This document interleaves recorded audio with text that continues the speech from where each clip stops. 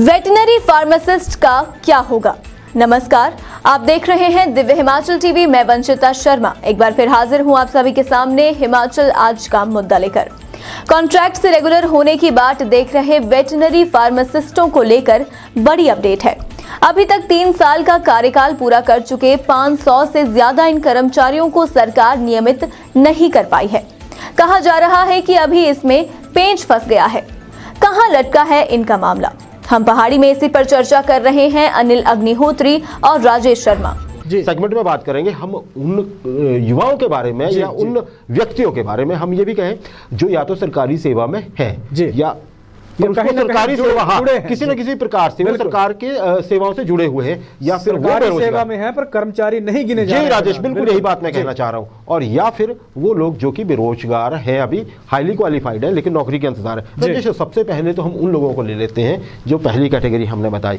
ये बात है पंचायतों में रखे गए वेटरनरी सहायकों के। जी जी, उनको अगर ये है कि उनको जैसे अभी सभी पक्के हो रहे हैं कुछ, उनका मसला क्या है, वेटरनरी सहायकों का क्या दर्द है प्रदेश में जो पंचायतों में रखे गए हैं। शायद 3 साल से ऊपर का, इनका 3.5 साल करीब हो गए इनको, एक वर्ग को जिसमें कि 500 से अधिक कर्मचारी हैं जी, और दूसरों का जैसे नई अधिसूचना होगी 2 साल का कॉन्ट्रैक्ट पीरियड, वो भी 300 प्लस है जो जनवरी में हो जाएंगे। क्या मसला है? बिल्कुल, पहले से वेटरनरी फार्मासिस्ट वो हैं जिन्होंने 2 साल का डिप्लोमा किया अग्निहोत्री जी, और 5 साल इन्होंने पंचायतों में सेवाएं दी है, और 5 साल के बाद इन्होंने एक कॉन्ट्रैक्ट पे एक तरह से आए हैं। उसके बाद अब मांग उठा रहे हैं कि इनको रेगुलर किया जाए। तो अभी आस है इनको जगी। पहली चीज, ये 800 कर्मचारी हैं पूरे प्रदेश भर के भीतर, 850 के करीब है जो ये सेवाएं दे रहे हैं। अब दिक्कत है कि ये जो 507 वेटरनरी फार्मासिस्ट इनमें से हैं, 507 ये फार्मासिस्ट ने 3 साल का कार्यकाल अपना पूरा कर लिया है, और जो 350 फार्मासिस्ट हैं वो 31 जनवरी को 2 साल का कार्यकाल पूरा कर लेंगे। अब ये यही कहा जा रहा है, कहां फंसा हुआ राजेश? मसला जो फंसा हुआ, अब ये चाहते हैं कि अभी इन पर स्थिति स्पष्ट नहीं हो रही है कि इनको रेगुलर कब किया जाएगा। मसले पे आते हैं। दरअसल मसला है क्या, ये पंचायतों के माध्यम से रखे गए हैं अग्निहोत्री जी, और विभाग ने जिस तरह से जलवाहकों के साथ साथ फार्मासिस्ट का जो है वो इसकी एक फाइल मूव किया वित्त सचिव के पास, और विभाग ने यह कहा है कि इनके पद सृजित करने की हमें अनुमति दी जाए। इन्हें रेगुलर करने की अनुमति विभाग ने नहीं मांगी है, पद सृजन की अनुमति विभाग ने वित्त सचिव से मांगी है, जिसमें या वित्त विभाग से मांगी है।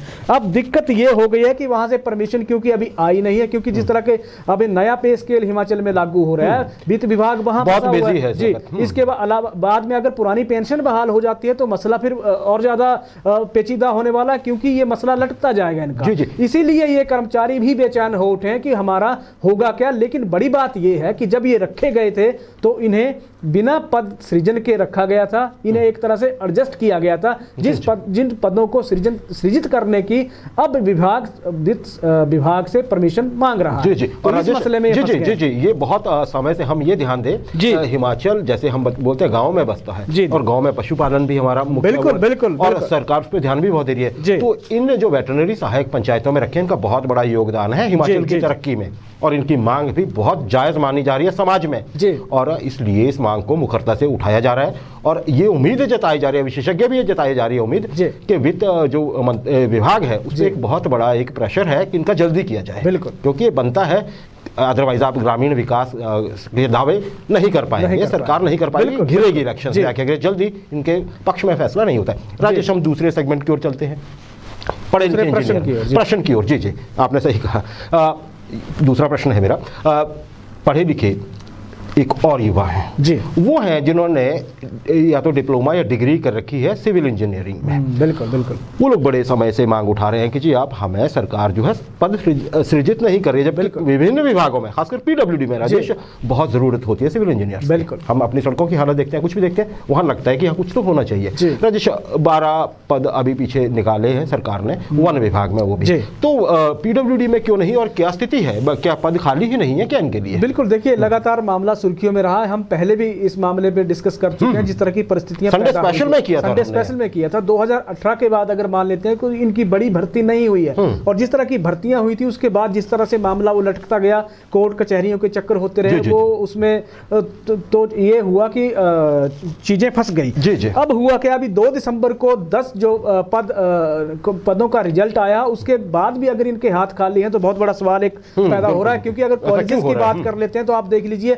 युवाओं की रुचि नहीं बची है इंजीनियरिंग में। जब आप सरकारी क्षेत्र में नौकरी नहीं बचेगी, प्राइवेट सेक्टर में वैसे आपको पैसे बहुत कम मिलते हैं, बिल्कुल, तो क्यों कोई इंजीनियरिंग? अब स्थिति पे आ जाते हैं। आईपीएच में सिविल इंजीनियर के 145 पद खाली हैं अग्निहोत्री जी। और अगर पीडब्ल्यूडी का आपने कहा तो पीडब्ल्यूडी में तो 75 पद और खाली हैं, तो कुल नफरी 220, तो वो पद हैं सिर्फ 2 विभागों में जो खाली है। इसके अलावा टीसीपी में अलग होते हैं, नगर निगम में वो अलग पद एडवर्टाइज होते हैं, या सीपीडब्ल्यू, चलो तो सेंटर का मसला हो गया। लेकिन इसके अलावा आप देख लीजिए कि और भी विभाग हैं जहां ये पंचायती राज है, जहां ये तमाम तरह के पद इनके खाली होते हैं। आपका कहना 300-400 पद ऐसे खाली हो सकते हैं। बिल्कुल बिल्कुल। मसला अब ये फंस गया है कि अब ये सरकार इन पदों को भर नहीं रही है। युवाओं का रुझान इंजीनियरिंग से हटने लगा है। कॉलेजों में सीटों की सीटें बुरी तरह से खाली हैं। इंजीनियरिंग कॉलेज में नौबत आ गई है आप तालाबंदी की, तो परिस्थितियां वहां से खराब हो गई। जी आपने, और उम्मीद ये जताई जा रही है, विशेषज्ञ भी ये मानते हैं, इस वर्ग को नौकरी देना बहुत जरूरी है। क्यों?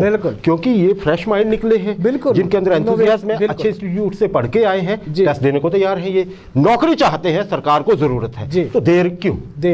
ये बड़ी बात है। क्योंकि अगर आप जितनी जल्दी करेंगे उतना ही भला होगा। विकास में इनका नाम तो जरूर ही जुड़ता है। राजेश, हम अपने तीसरे वर्ग की ओर भी चलते हैं, जो हमने बात कही थी, अंतिम वर्ग भी है हमारा। राजेश देखिए, आजकल का जमाना इंटरनेट का जमाना कहा जा रहा है, लेकिन एक बड़ी दिक्कत पैदा हो गई है अभिभावकों के सामने। बच्चे जो है किताबों से दूर होते जा रहे हैं, मोबाइल सब कुछ होता जा रहा है, पढ़ेंगे भी तो कोर्स की बुक को बस हाथ लगा के किसी भी तरह से टरकाने की कोशिश करें। आगे चल के ये कहा जा रहा है, मनोवैज्ञानिक भी बोल रहे हैं कि बहुत मुश्किल होने वाली है बच्चों को भी और उनके पेरेंट्स को भी। राजेश, इसलिए उनको किताबों से जोड़े रखना बहुत जरूरी है। उसके लिए स्कूलों में ही, सरकारी स्कूलों में ही प्रावधान है पुस्तकालयों का, लाइब्रेरीज का। राजेश, एक वर्ग ऐसा है, अध्यापक तो रखे जाते हैं, बाकी स्टाफ भी रखा जाता है, लाइब्रेरियन नहीं रखे जाते हैं, जबकि ये एक, आप ये कहिए, स्कूली शिक्षा का एक अहम हिस्सा है किताबें और लाइब्रेरी होना। राजेश, इस वर्ग की क्या, मैं आपको पहले तो मैं ये बता देता हूँ कि इसकी डिमांड क्या है। इस वर्ग की डिमांड ये है राजेश कि इनकी भर्तियां तो निकलती नहीं है, जब निकलती है तो उसमें स्पष्टता नहीं होती है। खासकर बैच वाइज जो लोग इंतजार कर रहे हैं ना लाइब्रेरी लगने का, उनको बहुत ज्यादा दिक्कत है और शिकवा भी है सरकार से। क्या मसला है? बिल्कुल, देखिए ये जो मसला चला हुआ है, ये भर्ती का मसला चला हुआ, आधा तो क्लियर आपने कर दिया। दरअसल ये जो भर्ती है, ये बैच वाइज और ये जो कमीशन के थ्रू जो भर्ती होती है उसके बीच का मसला है। सरकार चाहती है कि जितने भी लाइब्रेरी साइंस के कर्मचारी रखे जाएं, वो रखे जाएं टेस्ट के थ्रू, यानी कि कमीशन के थ्रू। अब ये जो कर्मचारी या डिग्री या डिप्लोमा जो लाइब्रेरी साइंस का करके बैठेंगे, मांग उठा रहे हैं, लगातार मांग उठाई जा रही है। आपने सही कहा, युवा पीढ़ी या अगले आने वाली पीढ़ी अब किताबों से थोड़ा सा विमुख होती जा रही है, मोबाइल सब कुछ होता जा रहा है। इनकी यही मांग है कि आप आधे पद बाकी विभागों की तरह, क्योंकि पहले ऐसा होता रहा राजेश, लाइब्रेरी में भी, लाइब्रेरी साइंस में भी होता रहा है और बाकी विभागों में भी जिस तरह की व्यवस्था है कि आधे पद आप कमीशन के आधार पर भरते हैं और आधे पद भरे जाते हैं बैच वाइज आधार, जो भी आपकी प्रोफेशनल डिग्री के आधार पर चीजें होती हैं। अब वही सवाल यहाँ खड़ा हो गया कि सरकार या विभाग उस तरह से कर नहीं रहा है। वो चाहते हैं कि इनको सिर्फ टेस्ट के माध्यम से ही आगे लाया जाए बैच वाइज। राजेश, इसमें एक और भी चीज है, अस्पष्टता है। विभाग ने यह भी कही नहीं, सरकार ने यह भी कही नहीं कहा कि हम सिर्फ इसको डायरेक्ट भर्ती से रखेंगे, लेकिन अस्पष्टता है। पीछे जब पद निकले भी थे, अभी तो कहा गया था कि ये भरे जाएंगे राजेश, तो उसमें यह नहीं कहा गया था कि इसका वर्गीकरण मतलब 2 कैटेगरी में भरे जाएंगे कि नहीं, वहीं से दिक्कत आ गई। उससे पहले ही सवाल उठ रहे थे अग्निहोत्री जी। उससे पहले यह कहा जा रहा था, एक मैसेज फ्लोट हो गया था जिसमें यह कहा जा रहा है कि जो पद विज्ञापित होंगे